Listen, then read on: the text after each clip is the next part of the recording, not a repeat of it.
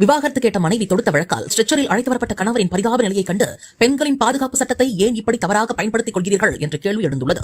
உத்தரப்பிரதேச மாநிலம் கான்பூரில் பல வருடங்களாக மூளையில் ஏற்பட்ட ரத்த கசிவால் உடல் முடங்கி படுத்த படுக்கையாக உள்ள கணவர் நல்ல ஆரோக்கியத்தோடு தான் உள்ளார், தனக்கு அவரால் பராமரிப்பு செலவுகளை கொடுக்க முடியும் என்று மனைவி தொடுத்த வழக்கு விசாரணையில் கணவர் தரப்பில் மருத்துவ சான்றிதழை சமர்ப்பித்த போதிலும் அதனை ஏற்காத நீதிமன்றம் அப்பெண்ணின் நீதிக்காக கணவர் வரவில்லை என்றால் கடுமையான சட்ட நடவடிக்கை எடுக்கப்படும் என்று கூறியது.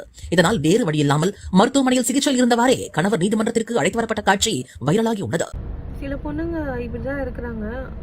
சட்டம் வந்து நமக்கு இதுவா இருக்கு, நமக்கு சாதகமா இருக்கு அப்படின்னு சொல்லிட்டு ஓவர் அட்வான்டேஜ் எடுத்து ரொம்ப இதுவா பண்ணிட்டு தான் இருக்காங்க. இப்போ பசங்க எப்படி வரதட்சணை கேட்டுட்டு நிறைய பேர் பொண்ணுங்களை கொடுமைப்படுத்துறாங்களோ அதே மாதிரி தான் பொண்ணுங்க டைவர்ஸ் வாங்கிட்டு நஷ்டஈடு கேட்டு பசங்களை வந்து ரொம்ப கொடுமைப்படுத்துறாங்க. இந்த கோட்டம் வந்து பொண்ணுங்களுக்கு சாதகமா இருக்கிறதுனால அது இன்னும் அவங்களுக்கு வந்து வசதியா போயிடுச்சு. நான் வந்து சொல்றது வந்து சில பேர் மட்டும்தான், எல்லாருமே கிடையாது, சில பேர் மட்டும் அப்படி இருக்கிறாங்க. ஸோ இந்த பொண்ணு இந்த மாதிரி சொல்லியிருக்கு, அந்த கோர்ட்ல அது கொஞ்சமாவது யோசிச்சிருக்கணும்ல. யாராச்சும் விட்டு அனுப்பி நான் போலீஸை விட்டு பார்த்து அவர் கண்டிஷன் எப்படி இருக்குன்னு பார்த்துட்டு அதுக்கப்புறமா தீர்ப்பு சொல்லலாம். அந்த மாதிரி எவ்வளோ பண்ணியிருக்கலாம். அதை விட்டுட்டு இது மாதிரி பண்றது ரொம்ப தப்பு.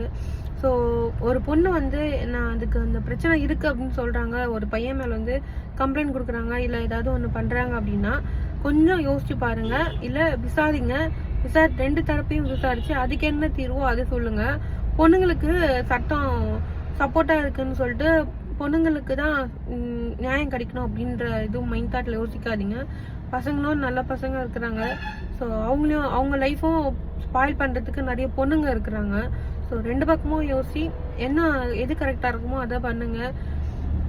பசங்களுக்கு வந்து அதான் எதுவுமே யோசிக்காம பசங்க மேலதான் தப்பா இருக்கும்ட்டு நிறைய பேர் நிறைய முடிவு பண்றாங்க. அதெல்லாம் ரொம்ப தப்புன்னு நினைக்கிறேன். ஏன்னா அவங்களும் மனுஷங்க தான், அவங்களும் நல்லவங்கள இருக்கிறாங்க, பொண்ணுங்களையும் கெட்டவங்க நிறைய பேர் இருக்கிறாங்க.